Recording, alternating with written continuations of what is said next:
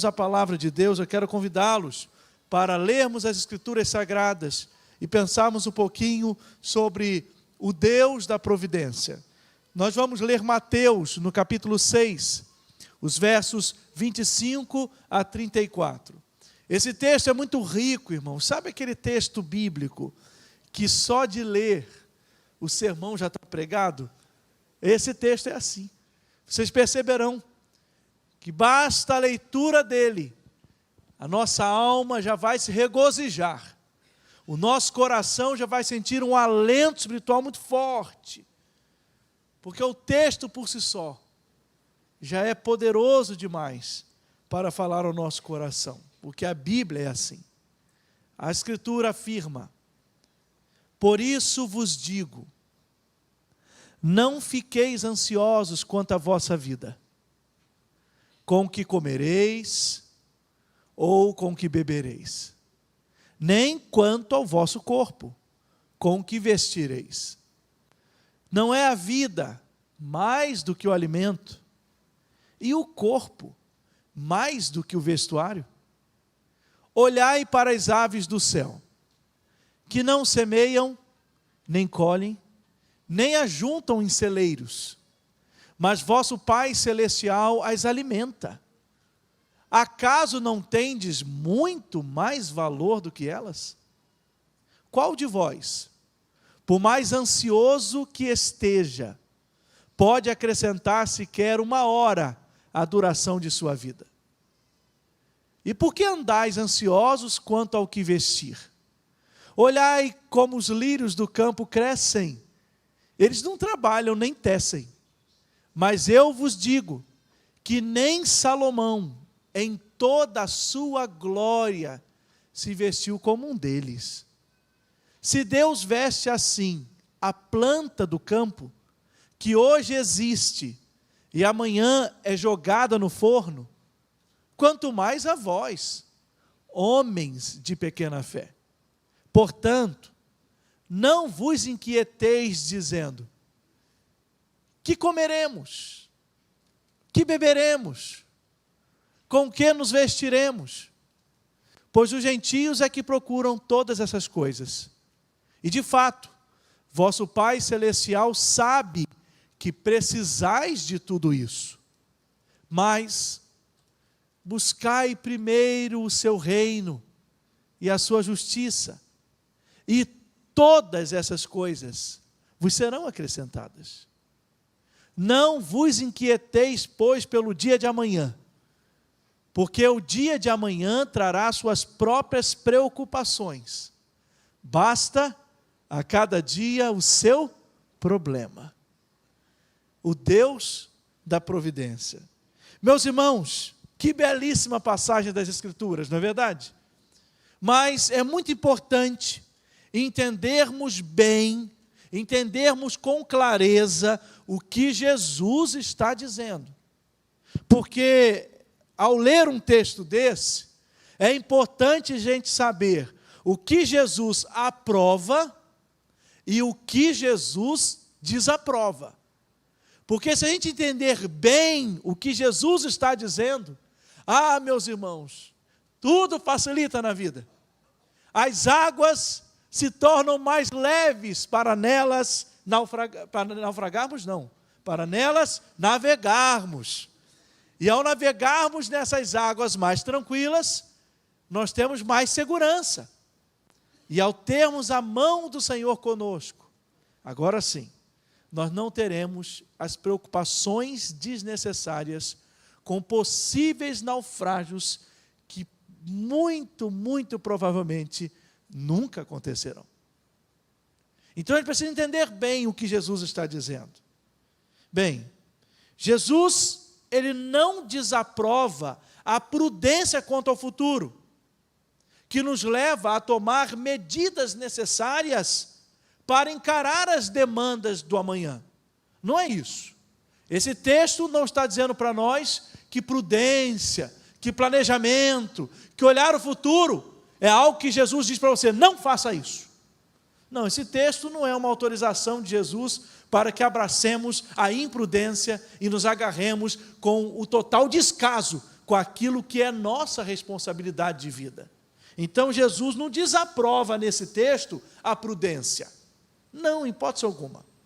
O que Jesus não aprova é angustiar-se pelo dia de amanhã, sem saber ainda o que o amanhã nos trará.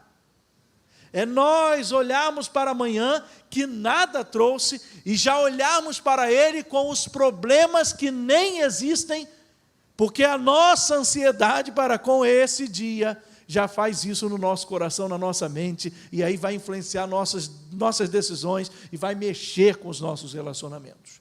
Esse que é o problema. Isso aí Jesus não aprova. Nessa perspectiva é que Jesus está dizendo para a gente assim: não andeis ansiosos. Jesus recomenda que tenhamos uma atitude de prudência. Jesus não recomenda num texto desse: sejam negligentes, sejam omissos, sejam irresponsáveis, não se preocupem com o futuro de vocês, não procurem tomar cuidados quanto à vida de vocês. Não é isso, irmãos. Jesus reprova a ansiedade demasiada, aquela que é capaz de eliminar toda a possibilidade de alegria da nossa vida. Jesus está dizendo para a gente: não andeis assim, não sejam ansiosos. E é interessante que ele apresenta argumentos para a gente. Ele vai dizer para a gente não ser ansioso, mas vai encher a gente de argumento nesse texto. Porque ele vai dizer o seguinte: vocês não devem andar ansiosos, porque Deus deu a vida para vocês. E se Ele deu a vida, Ele dará também todas as coisas que são necessárias para a subsistência dela. Se Ele te deu a vida, Ele manterá você vivo. Ele é Senhor. E Ele te criou e tem propósito para você. Jesus começa logo com esse argumento. Ele deu a vida para você. Jesus fala também, no outro versículo, fala da vida no 25. Você olha para o 26, Jesus está levantando outro argumento. Ele manda a gente olhar para as aves.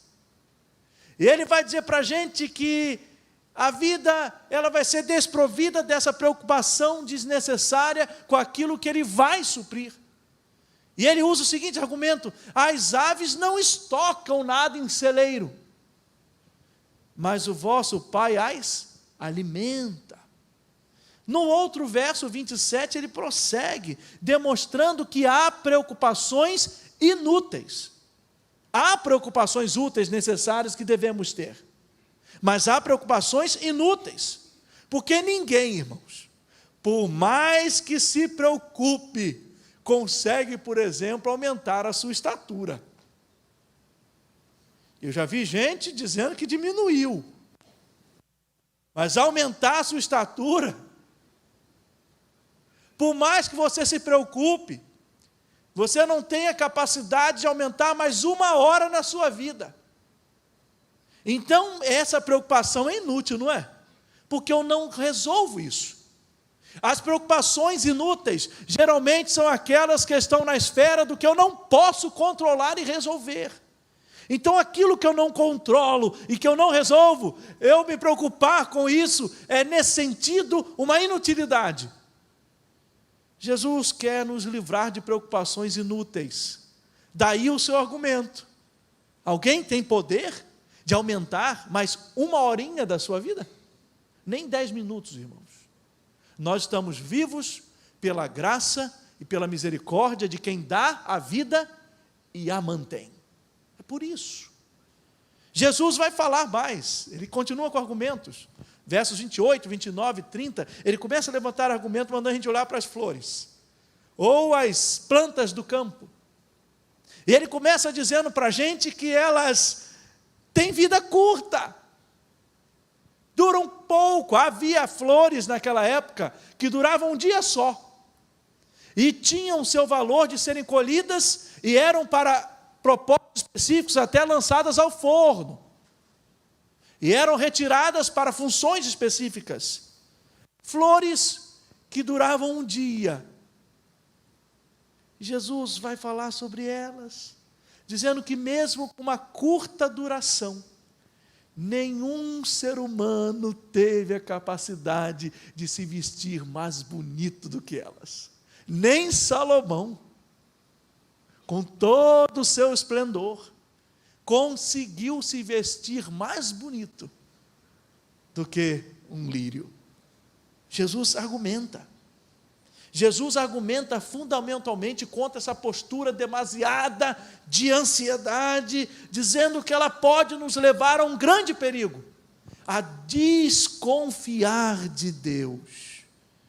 E ele vai fechando isso no versículo 32, arrematando essa ideia, porque muitas vezes a nossa demasiada ansiedade pode revelar também a desconfiança de Deus. Pode revelar. E então Jesus fala de não andar ansioso, mas ele nos dá uma dica, ou pelo menos duas dicas, de como então a gente tentar lutar para derrotar a ansiedade, nesse aspecto que Jesus está trabalhando no texto. Jesus vai nos dar duas sugestões. Não andem ansiosos, ele argumenta, e ele dá uma primeira dica. A primeira dica de Jesus é a seguinte: quer vencer tudo isso? Busque o reino de Deus. Jesus dá essa dica para a gente. Busque o reino de Deus. Busque o reino de Deus em primeiro lugar. É como se Jesus dissesse assim: opa, se concentra naquilo que de fato é importante. Ponha como prioridade da sua vida aquilo que de fato deve ser prioridade.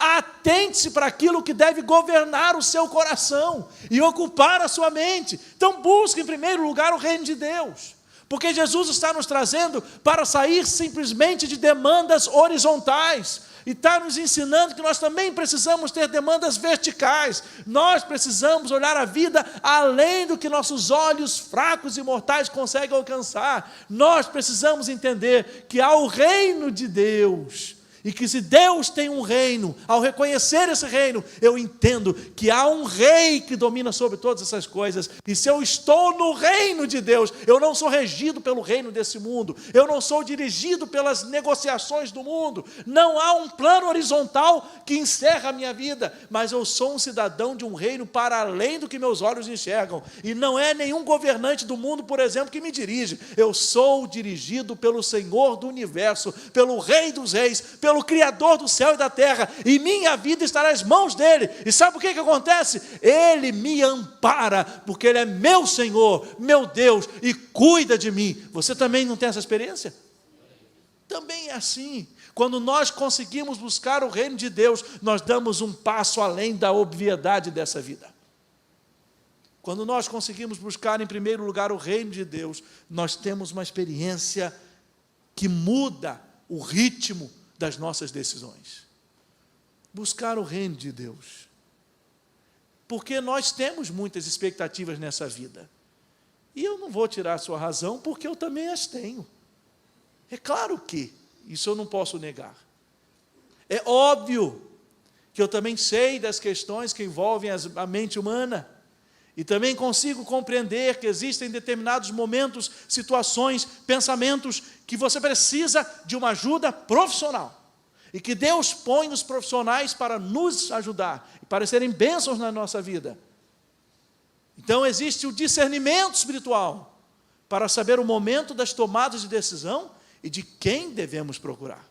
Agora, também existe o reino de Deus e as convicções espirituais de um Jesus que se preocupa conosco no todo, inclusive com a nossa ansiedade, quando nós podemos, simplesmente canalizando o foco no reino, tê-las saciadas e resolvidas.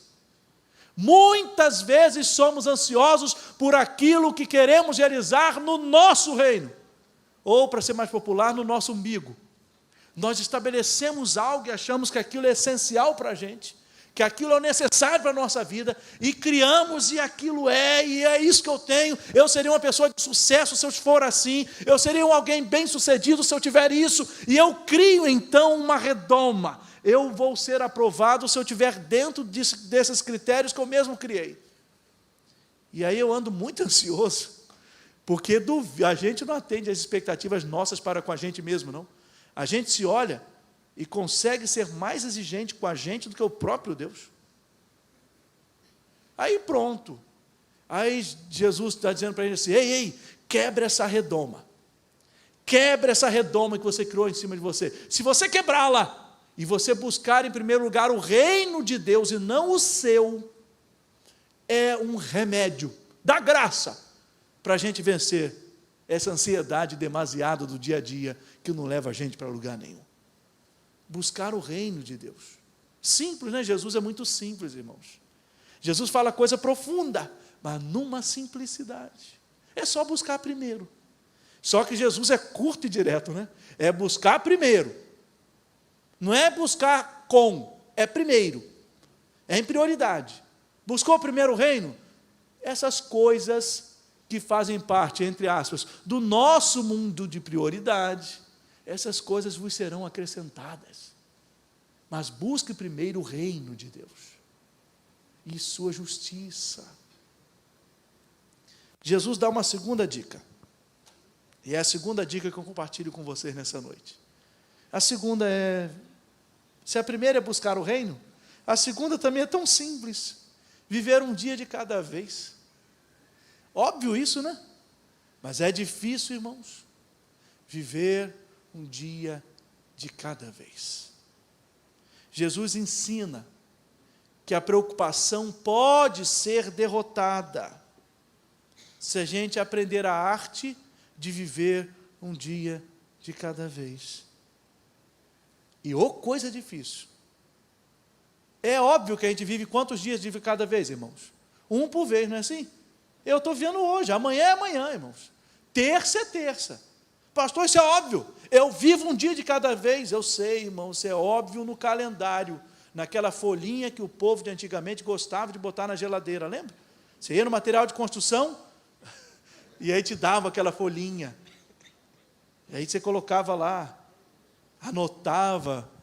Casa de rico é assim, né, irmão? Nossa casa é assim, né? A gente botava um círculo no aniversário dos parentes, para não esquecer. Não tem isso?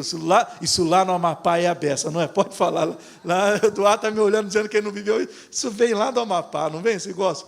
Enfim, no calendário é uma beleza, não é, gente? Um dia de cada vez.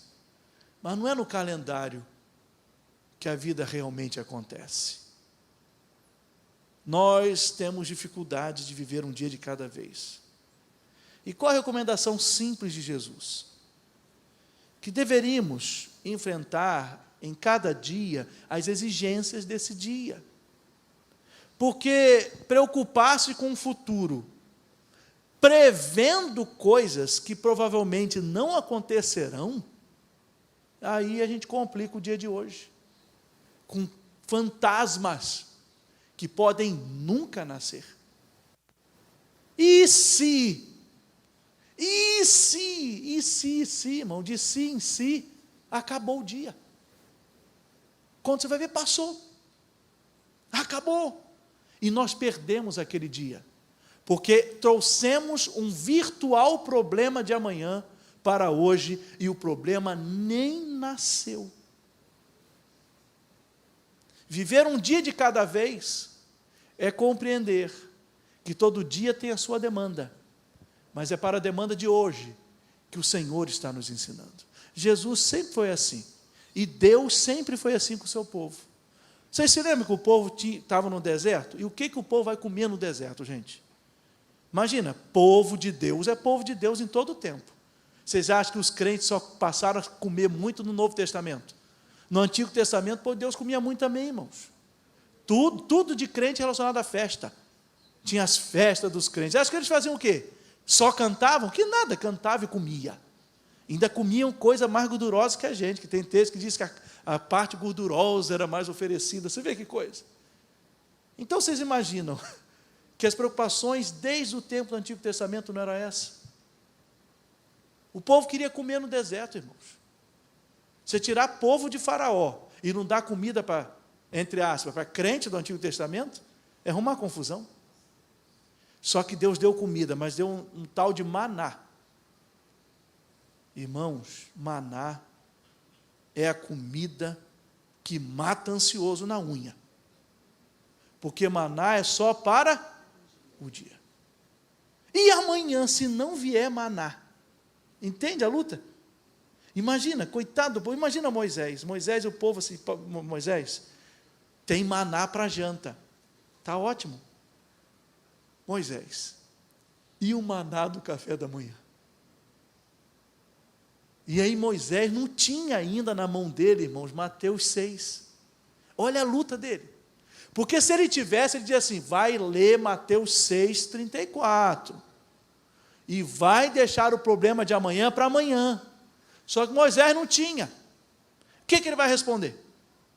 Moisés não tinha um cantor cristão. Senão ele dizia o seguinte, Deus cuidará de ti, rapaz. Em cada dia proverá.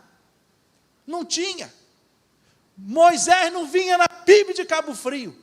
Eu não sei como é que Moisés aguentou viver sem ter a nossa igreja. Não tinha. Mas ele tinha o povo ansioso, ou você acha que não? Claro que já existia, irmãos. Claro que já existia. Mas o maná era a maior disciplina para se entender e se compreender que Deus tem a porção exata para cada dia. Deus não pode dar mais não, irmãos. Porque a gente não sabe lidar não. A mais, estraga. Deus não dá a quem? Deus não dá além. Deus é tão bom que Ele sempre dá a medida exata daquilo que nós precisamos para estarmos de pé do jeito que estamos. Mas pastor, eu queria dar um passozinho a mais, eu queria ter algumas vitórias a mais na minha vida financeira, por exemplo. Eu oro tanto, pastor, Deus é surdo só para mim. Às vezes Deus não é surdo só para você. Às vezes, se você der um passinho a mais na sua vida financeira, a primeira pessoa que você vai deixar de lado é o Senhor que te deu a bênção. Pode ser, não estou afirmando nada. Estou te levando à reflexão das possibilidades. Pode ser. Mas pastor, também a quem também não dá. E pode ser que a quem, às vezes financeiramente, também é projeto de Deus. Deus sabe de todas as coisas.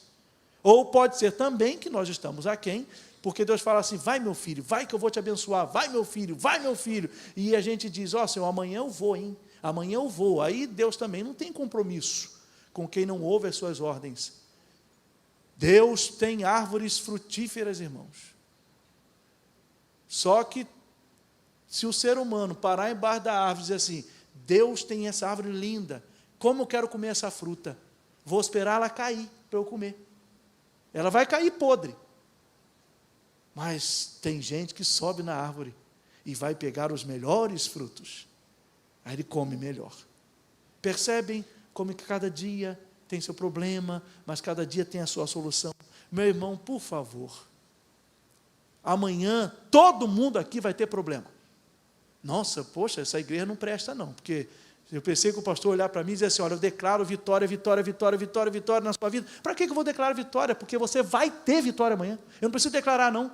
Não preciso gastar meu latim, porque você terá. A Bíblia diz. Mas também você vai ter problema amanhã. Porque cada dia tem o seu problema. Mas deixa eu dizer para você, para o problema de amanhã, Papai do céu já tem solução para te dar. Mas é amanhã. Qual é o problema que você vai ter amanhã? Se você já sabe, aí é um problema contínuo. Trabalhe por ele. Mas na hipótese daquilo que a gente não sabe, que é o que o texto está ensinando a gente, está se prendendo a dia, mas às vezes pode não ser o dia 24 horas, mas o dia, momento de vida, situação de vida. E então pode ser que você não sabe qual o problema de amanhã. Eu não sei o que amanhã vai me reservar. Então eu não vou criar hipótese de problemas, irmãos. Para amanhã, eu só tenho hipóteses de vitória. Só de vitória. Amanhã, sabe o que segunda-feira vai ser? Vai ser uma bênção. Amanhã eu vou acordar melhor do que estou hoje. Mas pastor, você pode morrer? Posso, mas se eu posso morrer, posso viver. Ó, vocês não estão vivos? Agora outra pessoa vai agora a mim, logo eu. Vocês estão vivos também. Vocês vão ser abençoados. Agora, irmãos, por favor, para quê? Para quê trazer o problema de amanhã e criá-lo hoje, se ele pode nem existir? Vocês percebem que Jesus é simples nas suas soluções? Jesus não falou coisa difícil aqui não, irmãos. Jesus não fez uma construção complexa para dizer assim, não, vou falar bem difícil, que eles não vão entender, aí vão depender só de um pastor, de um pregador, de um especialista em grego, de alguma coisa assim. Vou fazer bem difícil. Que nada, Jesus não é assim. Jesus disse, eu vou falar bem simples para eles. Porque é assim que tem que ser. Deixa o probleminha de amanhã para amanhã. E isso vai te ajudar a não estar ansioso, além da conta. Todos têm sua ansiedade, todos têm sua parcela de ansiedade, não é? Todo mundo tem suas questões. Eu confesso para vocês que a Thaís está tentando me dar dicas, porque eu tenho que ser uma pessoa um pouco mais assim, curiosa. Irmãos, eu não tenho curiosidade. Se eu falar para a Thaís assim, preciso falar contigo, hein? Amanhã eu falo. Ai, irmãos, eu não entro na casa para dormir, eu vou dormir na casa de vocês. Senão, amanhã eu não estou inteiro. Amanhã eu te falo, acabou. Mas, irmãos, eu tenho um negócio, que se alguém uma coisa muito importante para te contar, eu disse, beleza. Domingo que vem, se eu tenho um tempo para mim, eu disse, beleza. Eu não pergunto. E Thaís fala assim, cuidado, que você pode passar que você é desinteressado na questão dos outros. Aí eu me vigio, para perguntar, fica tranquilo, irmão, não vou esquecer não. Uma vez, numa irmã, lá no bairro São João, foi muito engraçado, quando acabou o culto da manhã, ela estava na fila, ela veio, olhou para mim, segurou na minha mão, e disse assim, pastor, eu tenho uma coisa muito... Hoje à noite eu conto. Eu disse, beleza. E comecei a cumprimentar o povo. Vá. Daqui a pouco ela voltou suada, subindo a escadaria. Pastor, eu vim te contar, que senão o senhor não vai aguentar. Aí, irmãos, olha que vacilo que eu dei. Contar o quê, irmã? Que vacilo que eu dei. Eu disse, não, eu vim te contar, era uma coisa de nada. Era uma coisa muito simples, graças a Deus, nada problemático. Ela contou e foi uma bênção. Mas também não pode ser 880, também você não precisa ficar assim, não. A gente tem que melhorar nisso também, eu preciso melhorar. Agora, não vá para o outro extremo e não traga problema que nem existiu. Não precisa não. Amanhã vai ser um dia de bênção. Amanhã vai ser um dia de vitória. E se vier problema, nós vamos passar por cima dele. Porque Deus está conosco. Trabalhe isso no seu coração, porque Deus ama muito você. Ele está cuidando de nós, Ele vai avançar dia após dia. Nossa vida é toda construída de providência em providência. Deus é o Deus da providência. Ele vai providenciar, irmãos. Ele vai providenciar. Não é fanatismo de crente ou fanatismo de discurso de pastor, não é. Não é frase pronta, irmãos. É convicção. Deus está providenciando o dia de amanhã para todos nós. Está providenciando. Pastor, mas se o dia de amanhã eu for chorar muito, Deus vai entrar com providência. Pastor, se no dia da manhã for ter tristeza, Deus entra com providência. E se for dia de alegria, Deus também entra com providência. Mas não fique ansioso. Basta a cada dia o seu problema. Busque o reino e viva um dia de cada vez.